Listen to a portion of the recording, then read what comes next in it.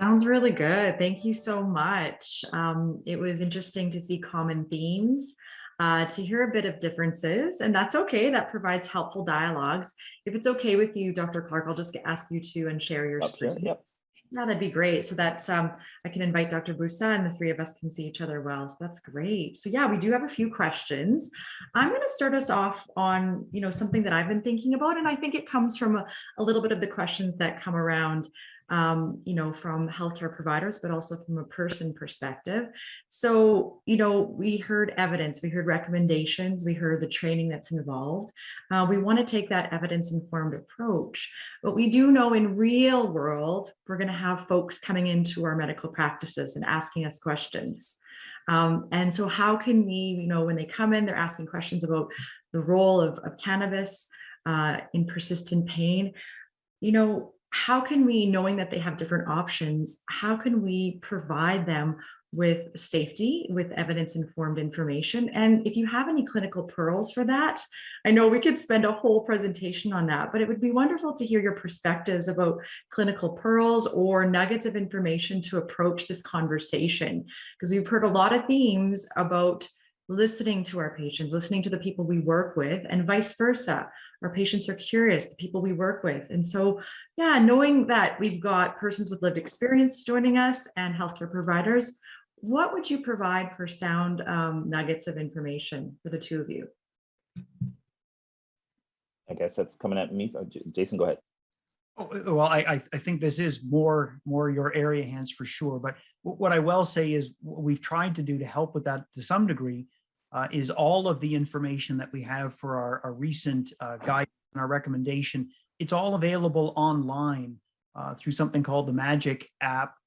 There's a reference to it in the paper, and that includes patient decision aids, which can be presented at point of care in ways that we think will be helpful in terms of getting the evidence to patients in a format that they are likely to be able to use to help with their decision making. In terms of practical applications, we've taken a lot of the guidance from Hance's consensus papers that he's put up. So I mean, he can speak much more to that than I can. So, Crystal, it's such a big issue, right? We have so many, we know how many patients have chronic pain, and we know that what the media portrayed cannabis to be, and it was to be the next utopia that will fix all things pain, all things mental health, all things epilepsy. And, we're in the stage where now that we also simultaneously have an industry where you can walk into any corner store and get one of these things that can solve these issues for you. And unfortunately, we also have a physician community that has said, well, I got nothing to do with this. There's not enough evidence or science there. And so when my patient walks in the door, I will just say, I don't do that, and you're on your own. So there's a huge disconnect in terms of, what we're going to do to fix where we are with cannabis. And so one of the things I will always say is, what I hoped was when we created, our national online portal, that the physicians would love to do this. And I realized, but they don't even have the knowledge or know how to do that and have that discussion and say, where you should go if you want some of this information. So there are places that you can go there. Jason's crew out in Hamilton, they prescribe cannabis, hopefully I'm sure in a evidence guided way to whatever that evidence is at the moment. And there are centers all over the place. There are also specialty cannabis clinics that you could send your patients to, but they're coming back with a cannabis prescription regardless of what what they walk in there for. So my hope is that the physician community sees that this is here to stay. They at least have a discussion with their patient and they say, please go and get a licensed producer product that has been tested, at least that comes through the mail. That is how you should be getting your licensed cannabis. And it can be more expensive because you obviously have to ensure that it's been tested and regulated. And so getting the patients to understand that all cannabis is not cannabis, and that every product that you can find is not necessarily going to be the same the next time you buy it. And why would you look for something that could have this effect one day and not have a similar effect the next day? Because it's being made completely differently. And so these are the concepts I think that need to be out there for the patients, and docs really just have to educate themselves a bit more on the industry and what this means to Canadians. Jason, I see you unmuted. Well, I just want to emphasize one of the points you made about, I think a lot of patients don't realize that there's a lot of black market online cannabis products that are being purchased. There is only one online store in Ontario that you can get, that you should be getting, cannabis products from, for example. And when people have done tests on these products that patients are acquiring, they often are not labeled. They don't have as much of the product, or they might have other products you didn't bargain on. There was just a study released by the government out in Nova Scotia, looking at online CBD products and finding that there's a lot of mislabeling when patients or individuals go to these sites that are not authorized, that are not being regulated to provide this. So I just want to emphasize that directing people to good information and safe sources is probably very critical. I think anything else to add, Dr. Clarke? Because I was just going to add another segue into that, but anything else to add as I'm looking at questions on my phone here? So yeah, no, I think Jason rounded that up well. Yeah, wonderful. And building on sound information, again, this isn't about me, but as a primary care pharmacist, safety, having good resources is always very crucial. So we have a specific question, which sounds like from a dietitian, and it speaks to providing sound education. So curious if the two of you have an opinion on this. What are your thoughts on dietitians playing a role in supporting patients to nourish their endocannabinoid system with anti-inflammatory nutrition, lifestyle changes, and cannabis? Now, with that said, the Regulated Health Professions Act from 1991 restricts Canadian dietitians and some of us healthcare providers to regulated healthcare providers to provide cannabis education despite acquiring education, and contrast that with the non-medical folks that are selling. So not trying to be contentious, but looking at sound, safe, helpful information. What do you think, gentlemen? You want to go first, Jay? I was hoping you would. So again, it's out of my wheelhouse, but again, as Hance pointed out, there's a lot of misinformation out there. There's a lot of patients that are going to their local bud tender or to Dr. Google because they just don't know where to get information, and they're unlikely to get consistent evidence-based information from all these different sources. So again, if dietitians want to take it upon themselves to gain that information, to gain that knowledge, and to be a resource to patients, I would certainly see value in that, because there is a real need to provide that. But again, it's certainly incumbent on those who decide that they want to try to advise in this area to really go through the kinds of courses that Hance has put together, or other courses and programs, and really be confident and stand behind the information that they're providing. I'm not in a position to talk about regulations and how those should be changed, though. So, given this comes from a nutritionist, I know that at TAPME here, we have created specifically cannabis education via one of our pharmacists, actually. And so, anybody that's coming in de novo that needs some education before we head down the road of authorizing their cannabis will get that programming. I'm not sure if the nutritionist wants to know more about, some of what's going on with the health regulated products that are being discussed at Health Canada, and certainly the regulations will be changing in terms of, how some of these naturopathic and nutraceutic type medications might make it to the marketplace. And there's no reason that a nutritionist couldn't get involved. I'm not sure if she's also talking about, things that have anti-inflammatory properties and how you would integrate that. We know that CBD in particular, obviously one of the anti-inflammatory effects is mediated by CBT on your TRPV1 receptors, or your TRPA1 receptors as well. Is it the FAW piece? And all of these things, we're really just trying to figure it out. And so the more information you can share with individuals, the better. I don't think you can make recommendations as to, eat more cannabis and things will naturally get better without some actual hard data behind that, but certainly it's being done. Right. And I'll just add, I know how I approach that in my practice. Working with family physicians is always to, link them back to their family physicians to continue that therapeutic relationship. Is often they may come to us as allied healthcare professionals to to speak about it. And I think the key thing is to keep the dialogue going, make sure that there's sound evidence, balanced with all aspects. And I think working together, which we've heard that village it takes, working together is really helpful. So thanks for both of your words on that. I'm going to start by asking another question, which I hope, Jason, you'll feel more comfortable in the sense of the research, not saying comfortable, because I thought you handled those questions very well, handled them deftly. So in the course of what do you think the main barriers to conducting high quality research on cannabis use, particularly inhaled cannabis, in people with experience of pain? Why do you think there are, or what do you think the main barriers are? Well, I can tell you, we ran into the same struggles that Hance alluded to, with having funding to do trials and being unable to actually launch them. So for quite a few years, Health Canada had two standards. You had a much lower standard for being able to sell these products for therapeutic use to patients, and a much higher standard to use those exact same products in clinical trials to find out if they were effective and what harms might be associated with them. So if you're a company and you only have to meet this bar in order to sell your product, and you have to do all this extra work in order to support clinical trials, where are you going to land? Right? They're all down here. So we were in the same boat as Hance's team. For 2 years, we had funding to do clinical trials, but we could not find a single producer of a product in Canada that actually met all the criteria to use that same product that thousands of Canadians were taking therapeutically with full authorization. We couldn't overcome the regulatory barriers to actually do a trial.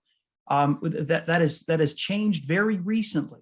And I was very happy to sort of, share some information with Hance that he alluded to say, we got it. We got our no objection letter. We've applied for our clinical trials license. So I do think things are going to improve now. We're going to be able to do some of those studies. We have to complement those trials with the observational data that Hance is collecting, looking at what patients are doing, in their actual practices.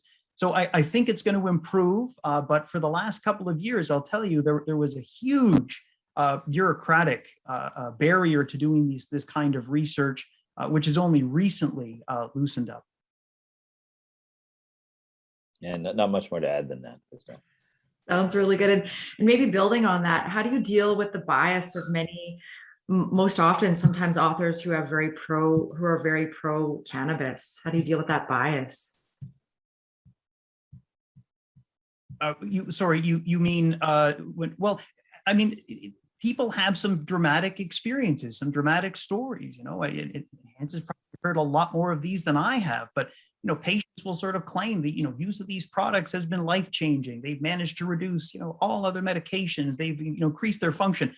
I think we have to listen to those. We have to take those take that seriously and then study it to see, well, what can we learn about this? What can we sort of replicate and demonstrate in a way that other practitioners and clinicians and patients can sort of learn from this.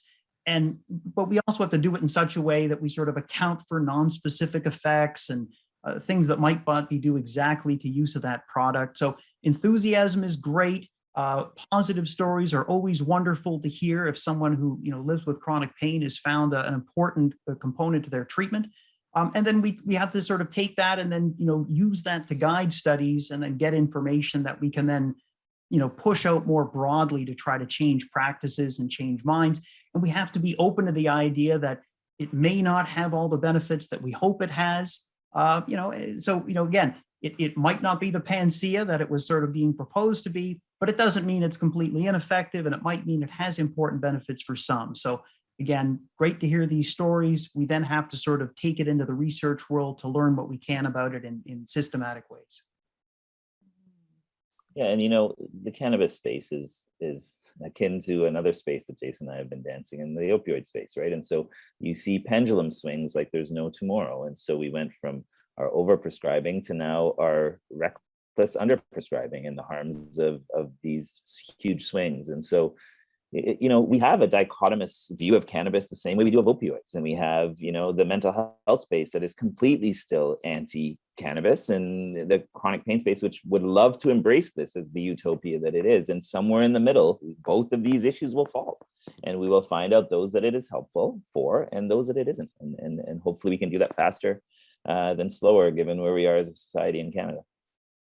And I hear that balance. I hear that balance that Jason, you spoke about, that we need to build on the reports, the studies, the research that's happened, and we need to complement with observational studies. I think it's building on that, and it's looking at a balanced approach. I'm going to ask possibly one more question. I know this might be a pretty big one, and I hope both of you can answer it as to the best of your ability. The question, of course, and my phone just went down. Sorry about that.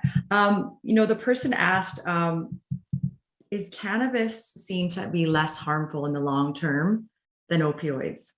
And I know that's a pretty, broad question, and there's many different approaches. So I'd love to hear what both of you might have to say, because you both are working in those areas and have your experiences and obviously research. So I'd love to hear your thoughts on that. Well, I'll jump in first on that one. So I can tell you that, the question is based on the premise of where we now sit looking back at the opioid crisis. Okay. And so you had this molecule oxycodone that came into the market that obviously did, as had significant harms. But opioids in general will never disappear. They will always be around. They're still the best medication for acute pain, and they have a role to play in pain medicine. They certainly are not to be used in high doses in the non-cancer pain population. And so, long term, we know that there have been significant negative effects of high dose opioid prescribing and various reasons that got us there. We also know without a doubt that high dose cannabis consumption in young brains is a bad thing. No debate there. Do we have the data for monitored, guided oil formulations, lower doses for specific conditions long term? No, we just don't have that data. Are the risks going to be as significant, and are the outcomes going to be as significant? Well, hopefully if we've learned from history, if we have, that we can help protect against that. So I don't know that we know the answer to that. We all would love to say, yeah, cannabis is safer because look what the opioid crisis did, but we just don't know. Yeah, I would agree with all of that. I will say, can't fatally overdose on cannabis. So that is one of the differences. I mean, are there bad things that will happen to you if you take a lot? Yes, there is. Cannabis hyperemesis syndrome and things.